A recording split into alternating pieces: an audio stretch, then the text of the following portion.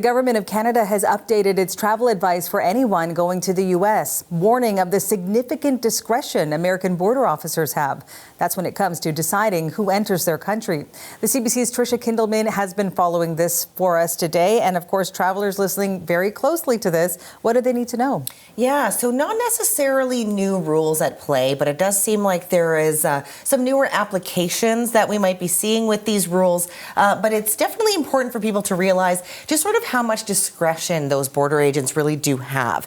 So now, again, this website with official advice from the federal government, it does, suggest that U.S. authorities are strictly monitoring these entry requirements and enforcing them, and that does include scrutiny of electronic devices.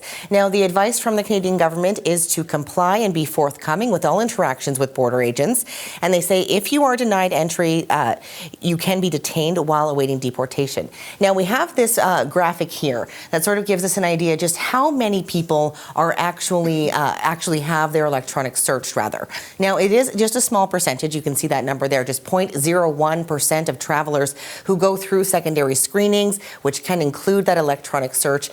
So it's not necessarily been a high percentage, but again, these are 2024 statistics that we're seeing there. So the relationship between the two countries has changed a little bit, and people do believe that is sort of what's leading to this increased scrutiny at these border crossings. Now, we're also hearing from immigration lawyers who are saying that they're getting a lot of inquiries from people, and they do have a few pieces of advice.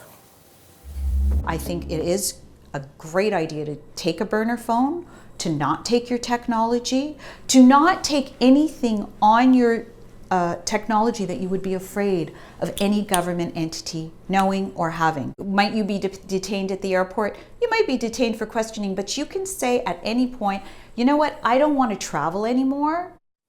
Now, one other piece of advice was if you are flying out of Canada, doing that border check in the Canadian airport does prevent then you being on U.S. soil if there is any sort of risk of detention or anything like that. So again, a lot of questions, more questions than answers, Marianne. It seems to be sort of the norm lately, but travelers definitely suggested to do their due diligence before traveling into the U.S. right now. All right. Thanks so much, Tricia. Thanks.